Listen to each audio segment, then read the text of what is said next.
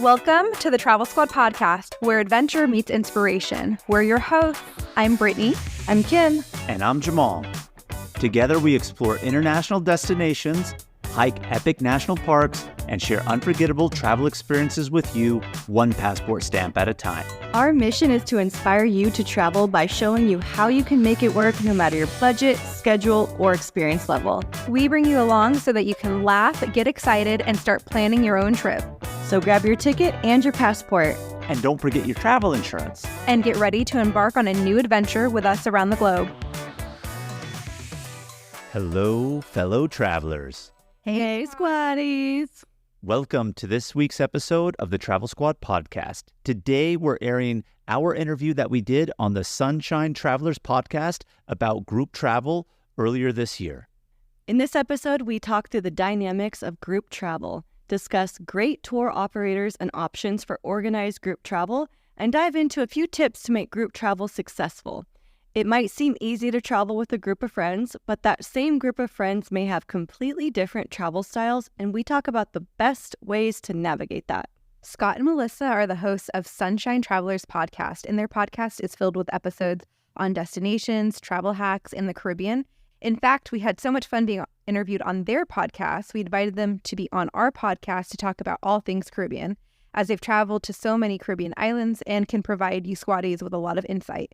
So be sure to check out that episode after tuning into this one. Most tax pros leave a message. It's Jane. I'm moving on to a TurboTax expert who beat your price. Adam Devine, tell him how I feel. Hey, tax pro, she's been thinking twice. Best believe TurboTax will beat your price. This is a tax break.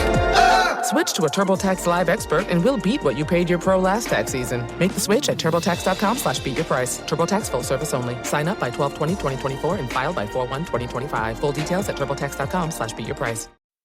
Ryan Reynolds here for, I guess, my 100th Mint commercial.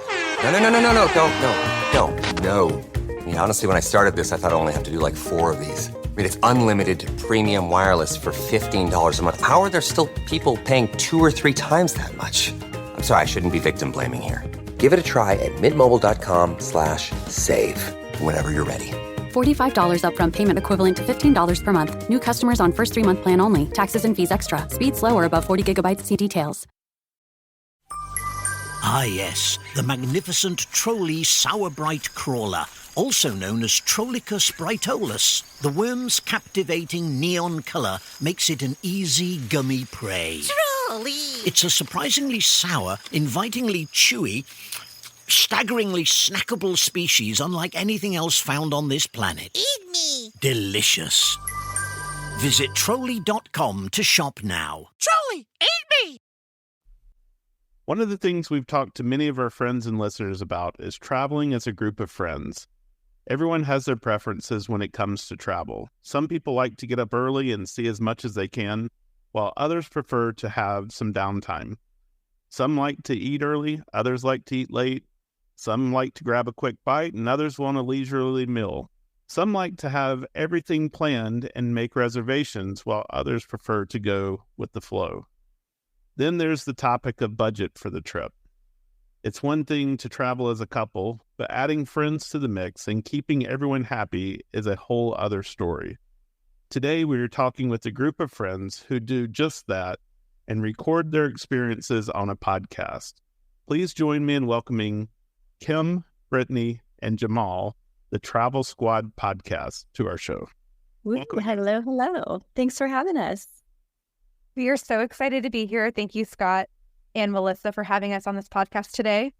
Yeah, it's a real honor. We're really excited to be here with you guys. So this is the first time that we've actually talked to multiple people at the same time on our podcast. So we're really excited about this. Usually it's a one-on-one or two-on-one conversation for us. So this is going to be fun and exciting. It is exciting. And on our end, too, we don't do a lot of interviews on other podcasts. So this is special for us. Well, let's let you guys introduce yourselves, talk a little bit about you guys, and then kind of go into when and how you started traveling together as a group of friends. So Kim and I met back when we were 12 years old, And so we've been friends for a really, really long time. And I actually met Jamal when I was 17. We worked at a Target together, and Kim was my best friend. Jamal and I were dating. So the group of us started to hang out. But really, our relationship started to develop when we all moved down to San Diego, because by this point, we were all adults and we started to want to travel a little bit more. And Kim and I, for budget purposes, we would hike to explore places. So we did a lot of hiking.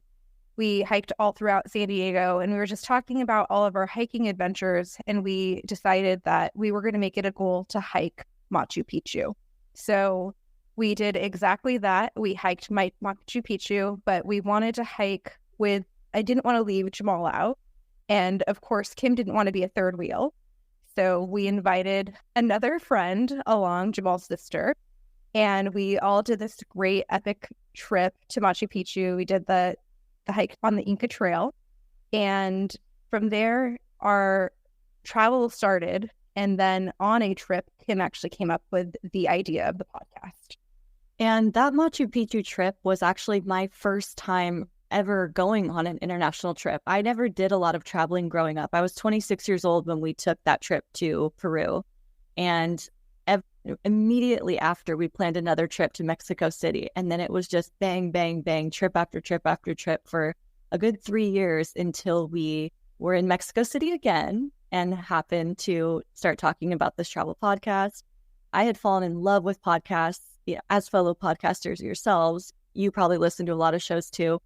All day long, I listened to them. And so they were in my ear and I was like, you guys, we have to talk about this. The excitement of travel is just, it's palpable and we have to share this. And like Brittany said, at the time, we weren't rich. We still aren't rich now by any means, but we were managing to go on all of these trips month after month after month, US trips, hiking trips, international trips, all of it. And so we just knew we had something we wanted to share and we did it. Yeah, Kim was the brainchild really behind it. And I won't lie, we were at a wedding. So we were, I don't want to say inebriated, but we had a few drinks in us. So we had the liquid courage. And when Kim came up with the idea, we were all feeding off of each other saying, yeah, this is going to be great. People ask us all the time how we do it. And like Kim alluded to, I mean, obviously one of the biggest hindrance of being able to travel a lot is money, but we always had little travel hacks or certain things that we would do to save. And so we thought that would just be a great platform to tell people about it, since everyone always asks us. And of course, share the fact that we're all traveling together as a group, because not a lot of people really do that. And that's something that we all did that was unique. And you did it a lot too, right? So it wasn't just like, oh, this trip. I mean, it sounds like there at the beginning, like you did lots of trips together, correct? Yeah, absolutely. So our first one that really kicked it off was to Peru, where we hiked the Inca Trail to Machu Picchu. And then after that, Kim mentioned we went to Mexico City to visit a friend, but we also went to China together. We went to Ecuador together. We actually just got back from Costa Rica together. And then we did some domestic trips too. We went to Idaho and some other states where we road tripped around and traveled as this group. So we were a lot of national parks, which is a huge part of what we still talk about. Right. Yes, I do notice that, is that you guys, which is something that we want to do more of. And so like just seeing your content and having your content, listening to your content on the, in the national parks is such a great resource for people, right? Because I think that is a very popular thing within the US for people to go do. On one of our most recent podcasts, we talked about that when people ask us, like, what's your favorite place you've ever visited? It's easy for us because we can spout off somewhere internationally we traveled to. Mm-hmm. But recently we had someone say, what's your favorite domestic place? And we stumbled. We were like, and it's like, how can travel podcasters not be able to answer that question? But the reality is that we just love traveling internationally. So on that you prefer international, but the US is so underrated. There's so many beautiful hidden gems in this country. Oh, absolutely. Without a doubt. There really are. And that's the thing about America. I mean, we really are a young country. So when you're comparing cities, and that's, of course, if you're thinking cities, international is the way to go, because there's hundreds, if not thousands of years of history, whereas here in the US, we don't. So kind of going back to the national parks, that's why we really love exploring America via the national parks, because you really get to see its natural beauty that way. I feel like only a handful of cities in the U.S. really have that kind of character that you could maybe find internationally. Otherwise, a city's a city here. So I don't necessarily disagree with you. Sometimes international may be better if you're going the city route. Yeah, I absolutely agree with you. And matter of fact, we've even said, like, as long as we can get out and go and, we have our health and stuff like that, like, we want to go as far as we can. And then when we can't travel quite as far, that's when we'll go out in our backyard more often and stuff like that. But you're 100% correct. There's a ton of hidden gems, and that's why we like talking to fellow travelers, because you guys come and tell us about the places that you've been, and we're like, oh, yeah, now we got to add that to our list. That's something else. Yeah, and you guys are avid hikers. But I wanted to just say, wow, the first international trip to Machu Picchu. That's like a wow. Jamal always gets mad at me because that's technically not true. Technically, I went from San Diego to Rosarito, which is a 30-minute drive across the border, a week before this Peru trip with a group of girls. We didn't have phones working. We had handwritten directions to where to meet our friend. So that was technically my first little teaser into it, but Jamal doesn't consider that to be true, and he considers Peru. Yeah, Peru was the real first one. She flew in versus crossed via land, so that's the real international travel right there. So I'm going to take credit that Brittany and ended up in Mexico. Yeah. So then you said after Peru, it sounds like y'all started traveling to a lot of places. Now, so thinking about it like as a friend group and as like, lots of people with lots of different opinions, how did you start coming up with the ideas that you named off a bunch of places for the trips, like where to go and what you guys wanted to do? Well, I think it was a lot of different things. I think one was we would kind of throw out a name of a country or state and kind of see the reactions of other people and see if anyone kind of bit. So at one point, Jamal threw out China, and we're like, okay, why not? And I think it was one that just kind of landed for us all, because I think with us being a group of 3 or 4, you all have your own unique opinions about where to go to next. So first we just kind of started throwing out ideas, and then once an idea stuck, we would just stick with that for a while. But also sales. A lot, we travel on the West Coast with Southwest a lot. Southwest has a ton of sales for flights. And so I think one day we were coming off of a trip, we were in the airport, I was looking through my email. That's where we always end up booking. And so Southwest was having a sale, and I just happened to look at like trip to Boise, Idaho. And I said, you guys, this flight is so cheap. And so in that moment, we booked that next trip while we were on one. Yeah, we talk about that a lot, is that if you will, instead of picking a place where you want to go, if you'll look for those great travel deals, you can travel so much more. But if you've got in your mind a certain place that you want to go, then the cost of airfare is what the cost of airfare is going to be. And there's always places that you're going to want to go to just book that trip. But one thing that we talk about on our podcast a lot and share is that we let the sales sometimes dictate. Like China, yeah, I wanted to go to China, but it was an international trip, flights, tours, hotel, everything included. If I remember correctly, because this was in 2017, but I don't think it was any more than $1,200, $1,300 per person. And I said, how can you go wrong for $1,300 to get all the way to China, spend 8 days there, and have an amazing time seeing all the history, eating the delicious food? And then Brittany alluded to Boise. It was a Southwest sale, but we do that a lot of times. Southwest sale, what's the closest airport to this national park? Can we find it? Are we going to be going hiking? And a lot of the times, to get back to your original question of where do we decide to go, coming off of Machu Picchu, yeah, that's a very strenuous hike, but we like to hike and we like nature and national parks. So a lot of times too, at least domestically, the choices were always geared around the national parks of where we would be going. And when we would go would really depend on the sale of the airfare when we can find it. I think that's an awesome tip, right? Is to kind of have that list and then say, okay, when does this make sense based on the sales? We're definitely millennials because that Boise trip was not just inspired by a sail, but it was inspired by a picture that Brittany and I saw on Instagram. People in these hot springs, they're natural hot springs, but formed pools just outside of Boise. It's snowing, but they're wearing beanies and bikinis. And we were like, we need to go to Boise for this. And we got the pic. That's cool. Nice. This episode is brought to you by United Airlines. When you want to make the most of your vacation, book with United. They're an airline that cares about your travels as much as you do. United is transforming the flying experience with Bluetooth connectivity, screens, power at every seat, and bigger overhead bins to help fit everyone's bag. And with their app, you can skip the bag check line, get live updates, and more. Change the way you fly. Book your next trip today at united.com. ABC Wednesdays. Y'all complain all day. We want books. We want paper towels in the classroom. Bet you want raises too. I'm still waiting on the paper towels. Abbott Elementary returns with the new season. We asked the district for more after-school programs. They gave us $50 for class pets instead. Critics cheer. Abbott Elementary continues to be one of the funniest and most beloved shows on TV. What y'all doing out there? Taking bribes? Proud of y'all. Abbott Elementary, Wednesdays, 9:30, 8:30 Central on ABC and stream on Hulu.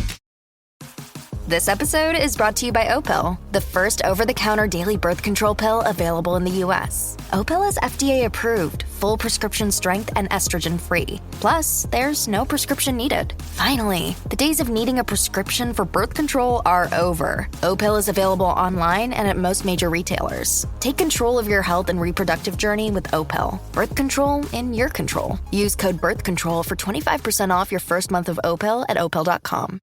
Let me just ask the question, what is your most memorable place that you guys have traveled together? I think for me, it's the Inca Trail to Machu Picchu. It's not just that we traveled there together, but we spent 4 days on hiking, and we had never backpacked. We had not camped in years. We were doing it at a high elevation, and then we were also joining, I think, 4 other groups or 4 other couples along the way. So we were completely out of our element. So to me, forming a bond with them as well as the other people we were with was so memorable. And so how did that, what was that like? So meeting other people on the trip, and they were hiking with you too? Yeah. And so then how did that, what was that like? That's super interesting to me. It's something that we do a bit of, actually, these guided experiences. We'll do guided tours, which is actually what we did for China. So they kind of plan everything, take care of everything, but you're with people. It was the same for Machu Picchu. We partnered with Alpaca Expeditions, and we showed up and we joined a group of, I think, 6 or so other couples. We were with them for the full 4 days. Some of them we even became such good friends with that when we were in Denver, a couple lived in Boulder. We went and had breakfast at their house and met their family. So even though we travel as a group together, we do a lot of these group type trips that make our group bigger. And I mean, we've met friends in China that are now still traveling with us. We've met friends in Ecuador that we keep in touch with. Very cool. Yeah, that's really neat. Yeah. So let me just ask while we're at this point. So besides the Alpaca Expeditions, is there other particular ones that you are that you're drawn to, companies that do that, or do you just kind of look to see of things that are of interest to you? Well, Alpaca Expeditions is a specific vendor who's licensed to do the tours to Machu Picchu. In terms of guided tour companies that we use, if I'm understanding your question correctly right there, yeah, we love and use Gate One. We have only really used Gate One Travel for our group tours that we do, and I wouldn't recommend anybody else. We've always had a great experience with them. You can choose independent tours where the flights, hotels are included, but you're on your own to do whatever you want in the city that it lands you, or completely fully guided, like we talked about in China, or the Dalmatian coast when we've done Slovenia, Croatia, Montenegro. That was a fully guided. South Africa and Zimbabwe was fully guided. Gate One has always been great, and we've met so many friends on those tours that we keep in touch with or still continue to travel with, like Kim said. There's two other companies I would toss in there that we haven't actually used, but Here and Now Travel is another one that caters more towards people under 40-ish or so. And we can't go on that one. they'll take any age. It's just, you'll probably be with a bunch of youngsters. But G Adventures is another one kind of like that. I'm actually eyeing a Iceland tour with them in December. Nice. That's good to catch some of those, because we do have people that are just, they want to show up and go on something. They don't want to figure it out on their own. They don't want to have to make all the arrangements. Melissa calls that me, but I know. It's nice sometimes. And then out of the three of you guys, who's the actual planner? Who's the one who spends most of their time doing all the planning, putting everything together, and how do you split that up? I would definitely say I'm number one on planning, with Kim being my backup, but I will give Jamal credit in the fact that he does all of the planning in terms of airplane, trains, transportation. He is our transportation planner, but the driver on trips. He is the driver, but Kim and I do most of the actual planning, contributing to the Word document that we have ongoing and making sure things line up, and kind of like, I'll start to list out all of our ideas of places we want to go, and then we'll start to segment it by days and areas. And then usually I'll get that started first, Kim will then add on to it. And then if we have other people coming with us, usually they'll throw in an idea or two, but they're pretty laid back in the travel planning process. And then once I have that template from Brittany and Kim, then I put it together to say, okay, are we taking trains if we're internationally? Or what's the best metro route? How do we get from here to there? That way, when we're already in country, I know what line we need to take from what station to what station, and it just makes it a whole lot easier. So I get a template and then I fine tune it, but really it's Kim and Brittany who are really coming up with all of the ideas of what we're going to do. And I would say he's usually the one who's fulfilling the itinerary morning, noon, and night. And then I go in there to say, too much hiking. We need another rooftop bar in here. We need a Thai food restaurant. We need some downtime. That's awesome. So you were reading my mind, because that was really going to be my next question, is how do you balance what everybody like in your group wants to do, and then how do you balance that, or how does that work on the tours that you do? Like, how can you like help people out? Yeah, when you're on a guided tour and you're not leading the experience, how does that work out? Well, I would say when you're on a guided tour, it really is go with the flow. I mean, you really have no choice. So you just have to read the itinerary of the tour that you're booking ahead of time to know, like, okay, we're going from hotel to hotel. We're not even staying in one place 2 nights in a row, and it's just going to be go, go, go.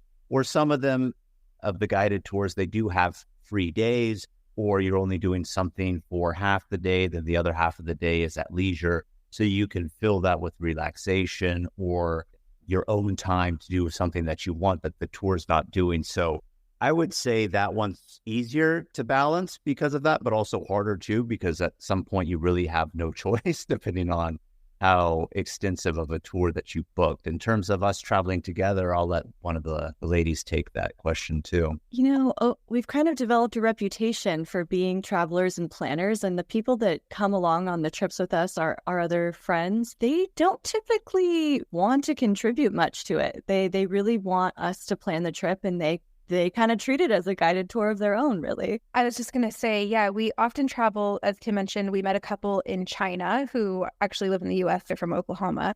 So she'll throw in my one request is we do this. And so, of course, I'm going to accommodate it. But if I ask her for anything else, she's just like, whatever else you guys had planned, whatever you were thinking of doing.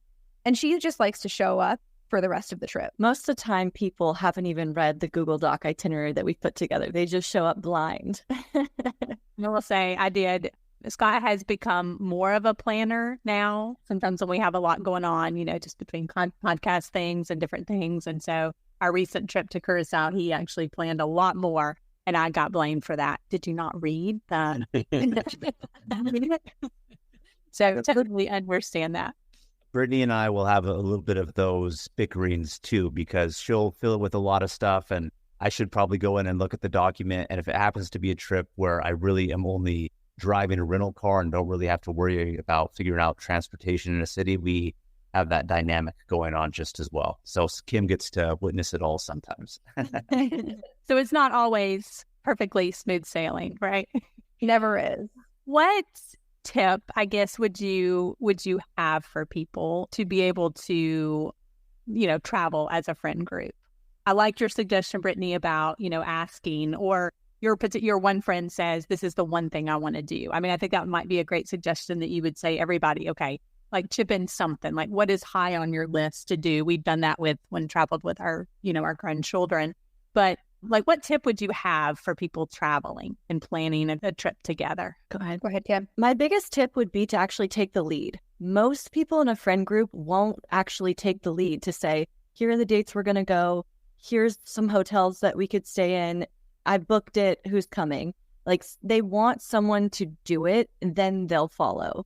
And at least with the friend groups that I've traveled with, taking that first step to put it into action gets the whole group moving. My tip would be that to stay flexible, because everyone's going to have different places they want to see or eat or activities they want to do. So I think if you're traveling with a friend group, obviously you're going to a destination hopefully you both want to go to or your group wants to go to and enjoy.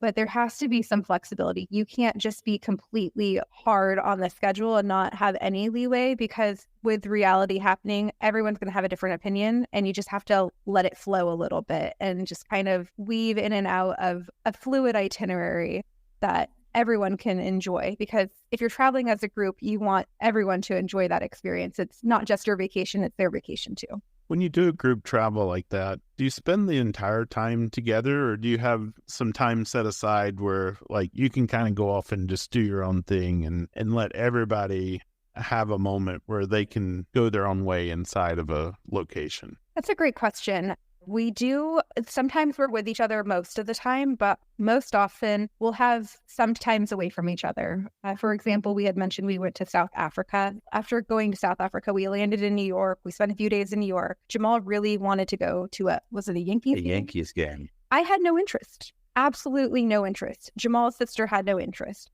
So we decided to go to Delhi and grab some ice cream and watch The Bachelor at our Airbnb, while Jamal and his friend group, because we were also with another couple, and they went to the game and they enjoyed it. So I'm absolutely okay with spending some alone time away from Jamal and away from whoever else we're traveling with. We were actually just in Costa Rica, and Jamal and Zaina, Jamal's sister, they weren't able to make it on a hike. So Kim and I spent a girls' day just hiking out in the Costa Rican jungle, and we had a great day together. Yeah, I would say if circumstances dictate in the moment, we do exactly what Brittany mentioned, but a lot of times our time away from each other is when we are in our own rooms at night. And when we first started traveling, that wasn't even a luxury, because to save money, we would always be hunkered down in the same hotel room too.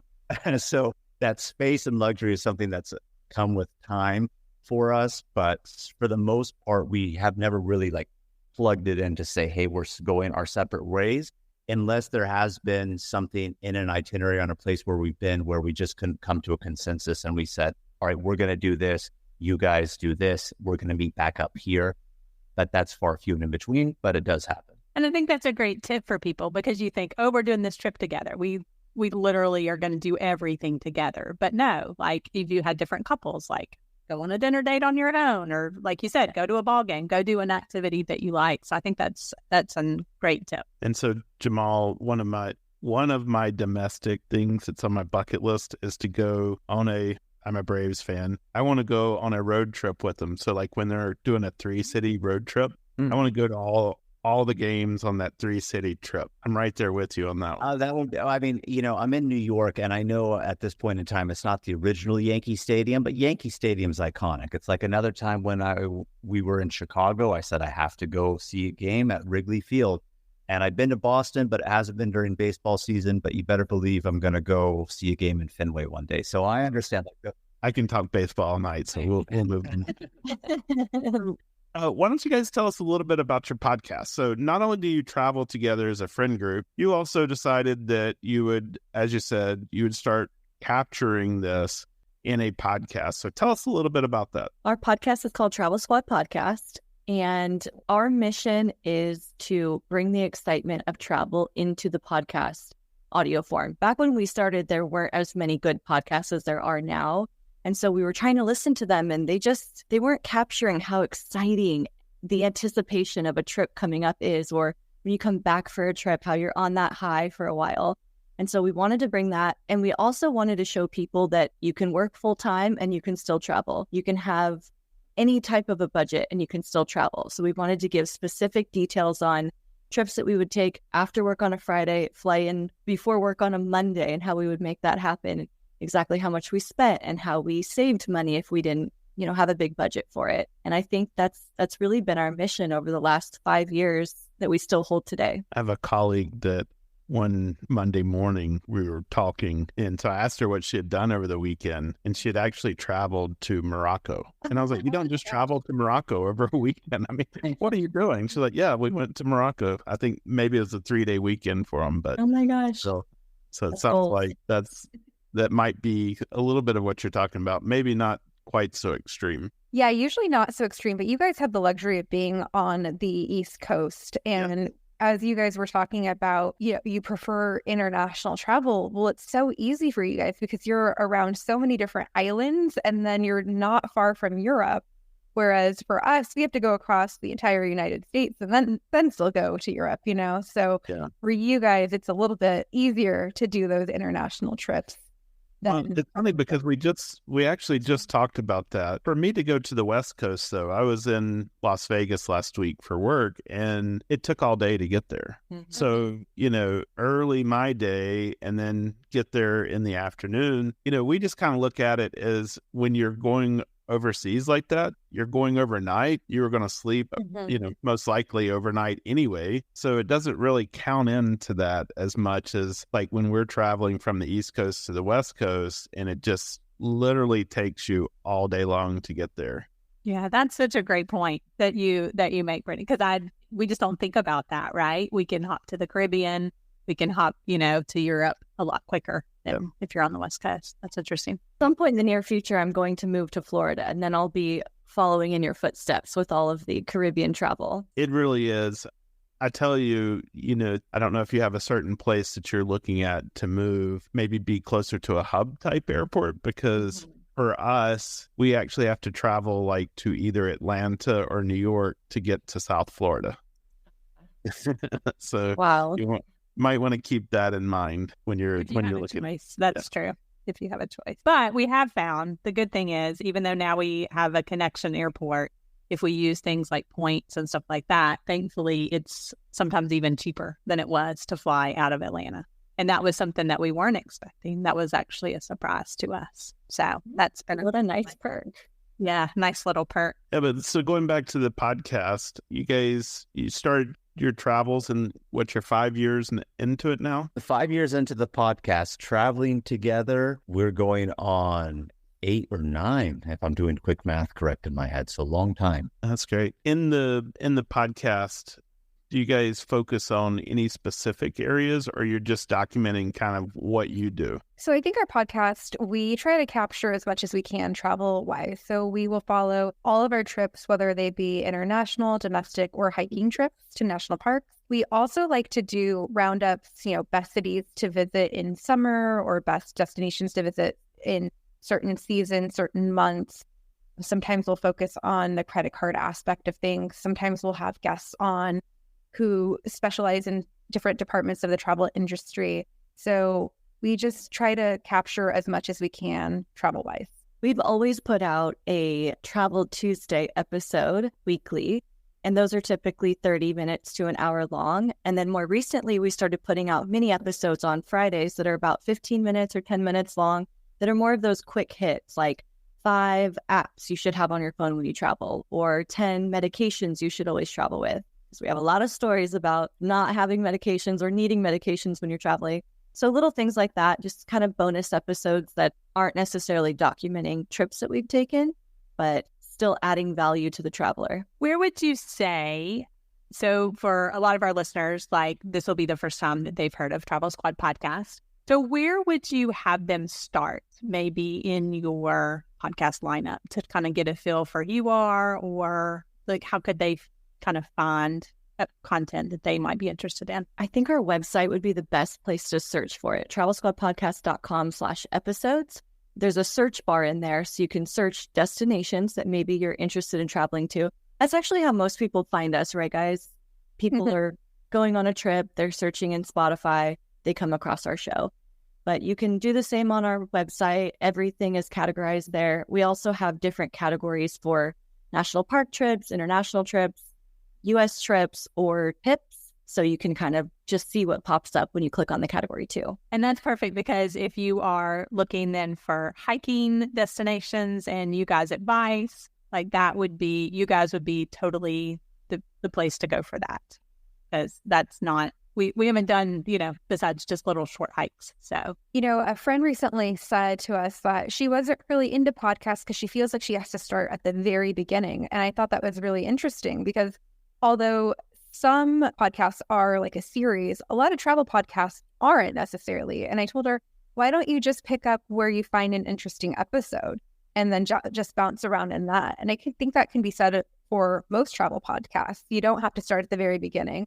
If you see something that was just aired a week or two ago, and that's what really captures you, listen there and then go back into the archive to see what else there is that captivates you. I think that's such a great point. So if somebody's on your website and they've binged on some of the podcast episodes and planning a trip, what other resources do you have out there for travelers? On our website, we have a ton of trip itineraries. So the exact same trip that we've taken, the exact same trip that we have a podcast on, we have built out these PDF itinerary guides on them.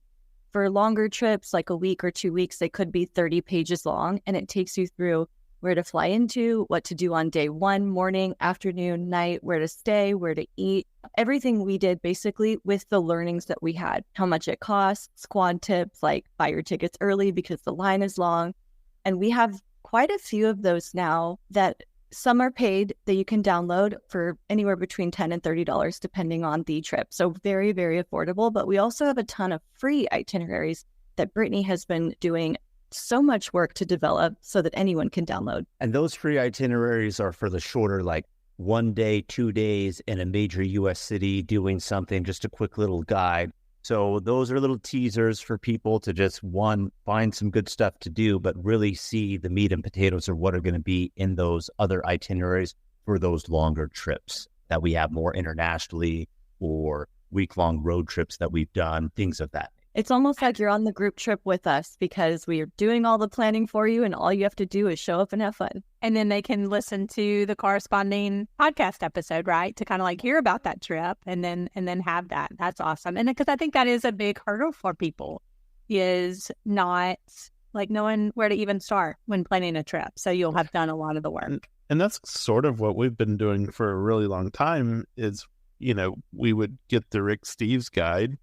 We would read that, and then we would listen to, something that he had recorded on that. And so between what he had written in the guide and what he was saying in the audio, that's really how we got started. That's awesome. Now look at us.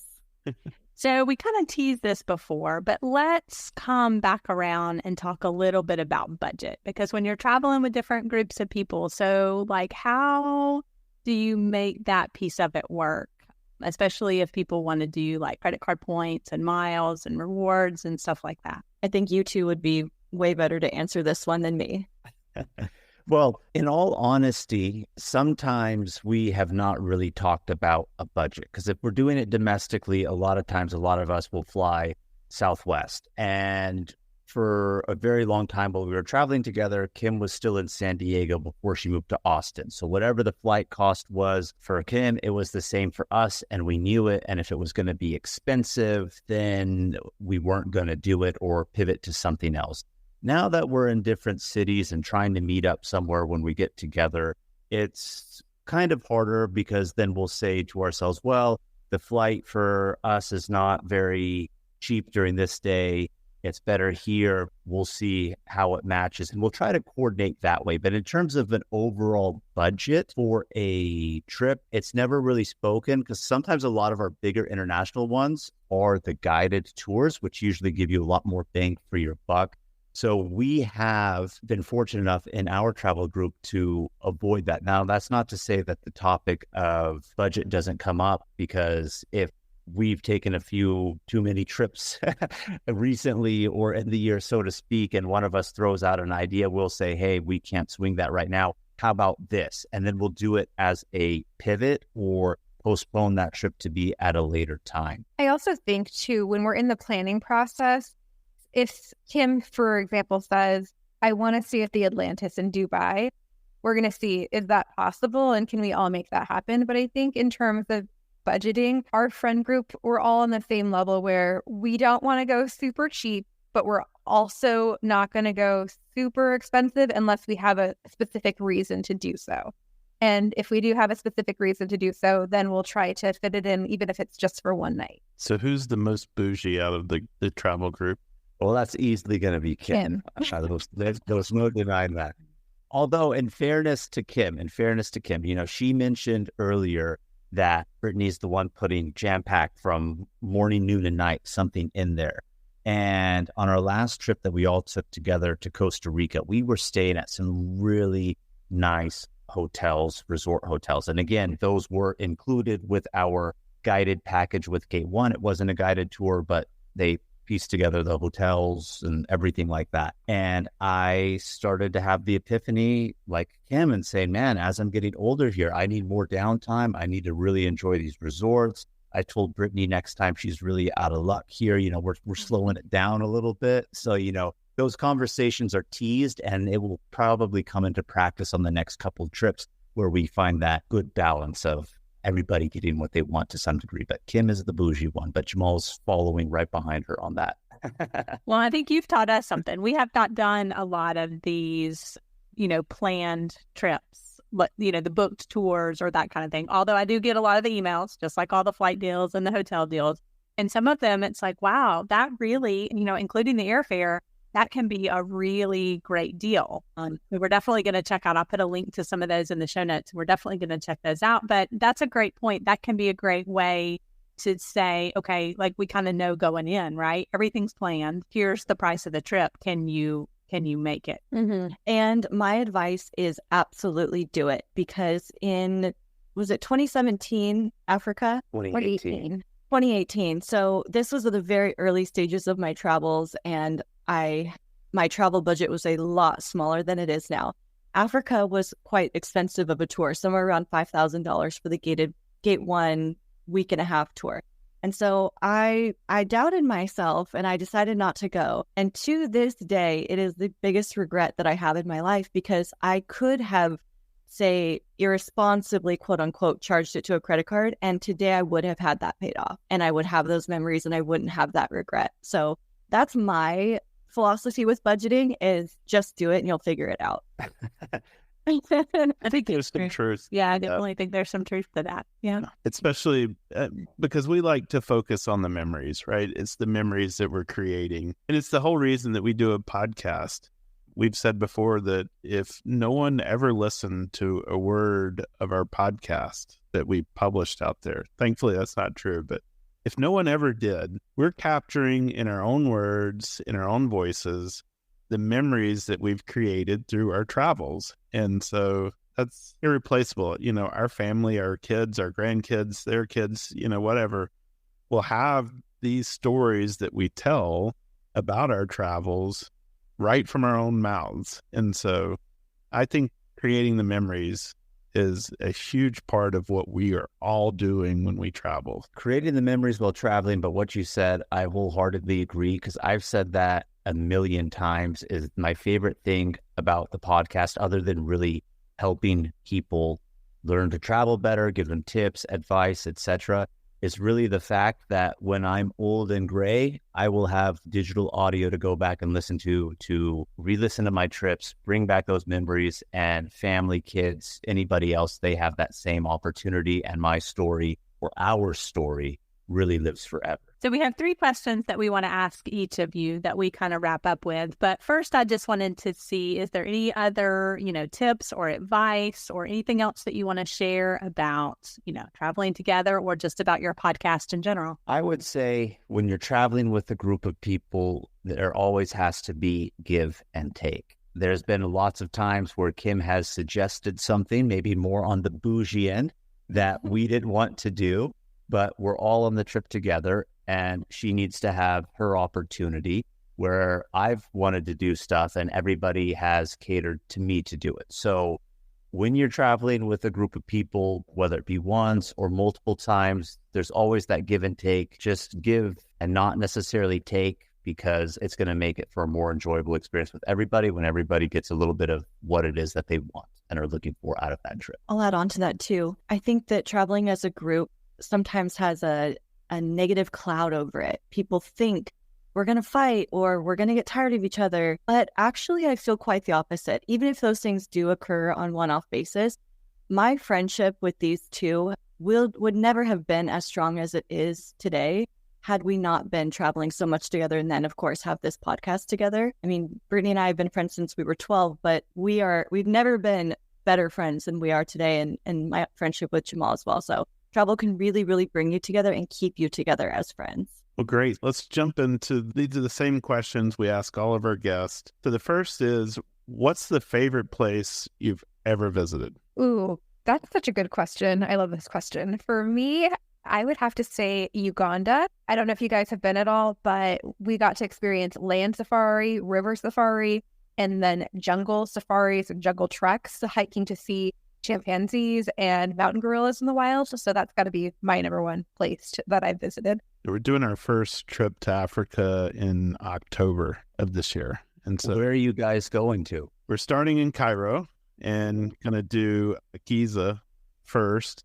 Then we'll travel to Kenya and do a 10-day safari. Then we're going to leave from there and go to South Africa down to Cape Town. I'm super excited for you guys. You guys are going to have a blast. Africa might be my favorite continent as a whole, but to not be repetitive and say Uganda also, which is top on my list as well. Not necessarily number one. It's give and take, right? Is it nature or is it city? And I know we had that conversation earlier, but I'm going to have to go with Japan. Japan's probably been one of my favorite countries that I've ever visited.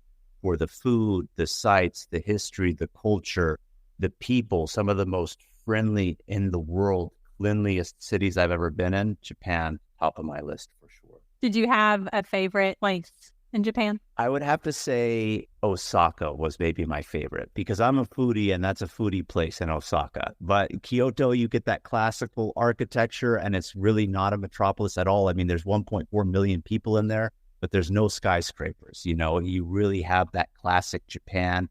So it's tough. I can't say one or the other, but if I'm going to go off of food and just have to give an answer, I'll still with Osaka. That's consistent with what we heard this past weekend from someone who just returned. Kim, what about you? My favorite country is Thailand. I didn't go with these two. I went with a group of 3 other people, and we spent about 11 days there going through the southern islands, Bangkok. All of it was amazing. Beautiful, really, really good food, extremely affordable, nice people, lots of tourists there. I like the cherry on top of this trip was the full moon party on Koh Phangan. And I'm so glad I did this in my 20s because I don't think I could hang now in my 30s, but it was epic and I'll never forget it. So what's still on your bucket list? For me, Antarctica. I really want to make it to Antarctica and do a cruise out there. That's just going to be the icing on the cake. I mean, that's most likely the last continent that somebody needs to hit. If they've been to, 6 other ones, it's probably Antarctica. And one of these days, I'm going to make it. That's for sure. So we're trying to organize a listener cruise to Antarctica for 2026. Well, sign us up for that because if that's the case, that's coming up with this, which is funny because I think it's like that's the one place that any guest that we've talked to that we talk about.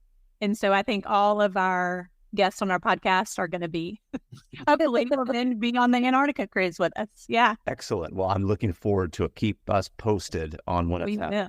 I've been actually eyeing New Zealand a lot recently. I would love to go to both the North and South Islands, more particularly the South Island because it's more known for its like hiking, the glaciers that go in there, the wildlife that you can see, the landscapes are amazing. And you could spend easily 3 weeks exploring New Zealand. So I would love to go there. My bougie side is going to come out when I say this. But my next place I really, really want to go is the south of France. I want to go to Nice. I want to go to Saint-Tropez. I want to be on the beach, on a daybed, drinking cocktails by the ocean. Doesn't sound bougie to me. That sounds like a great trip. Right? And then I guess finally is, where are you guys going next? So Jamal and I are actually headed to Iceland. We leave on the 4th of July. We're going to spend 7 days exploring the southern parts of Iceland, doing a lot of hiking and doing a Zodiac boat on a lagoon. It's on our bucket list. It definitely is, yes. And the only reason that we haven't done New Zealand, of course, Australia, because again, so for us, then we have to go across the United States, right? To do that is we need the 3 weeks, or like you mentioned, right, to make that trip worthwhile. But it's something that's got to happen. Yes. And matter of fact, I keep saying we've got to do it before we do Antarctica, because I really wanted Antarctica to be my last continent. Makes sense. A lot of people do consider it the last continent they visit. So you got to make that happen soon before your cruise. That's true. We have a way of figuring out how to fit a lot of travel into unplanned time. So while they are in Iceland, I'm going to be going on a Mexican Riviera cruise with my family and a huge group that we're going with. It goes out of Long Beach to Cabo, Puerto Vallarta, and Mazatlan. Nice. That's an area that we really want to explore. We spent a good bit of time in Cancun and that, Riviera Maya area, but we would love to explore more of Mexico. If you need tips, let us know. We've been all over Mexico. That sounds good. Well, and that's what I was going to say. So now we have we've been told that, once you do a safari, like it's kind of like an addiction. So we'll have to go check out, your content on Uganda and any of these other places, right, before we plan our travels. I would recommend Uganda be the next one, because what you just said is very true. One safari and you have the itch and you just want to keep on going on them, and you'll have a great time in Uganda. Yeah, that one sounds amazing. So Kim, Brittany, Jamal, thank you for coming on our show. And for all of our listeners, go check them out. They're the Travel Squad podcast. And besides your website, besides the podcast, where else can people find you and connect with you on social media? We are Travel Squad Podcast on all the socials. Well, thank you guys. Thanks so much for having us. Yes, thank you. Thanks for tuning in to this week's episode. Keep the adventures going with us on all the socials at Travel Squad Podcast, and tag us in your adventures. And of course, send us in those questions of the week. If you found the information in this episode to be useful, or if you thought we were just plain funny, please be sure to share it with a friend that would enjoy it too. And as always, please subscribe, rate and review our podcast, and tune in every Travel Tuesday for new episodes. Stay tuned for next week's episode. We have some more amazing adventures and tips in store for you. Bye, Squaddies.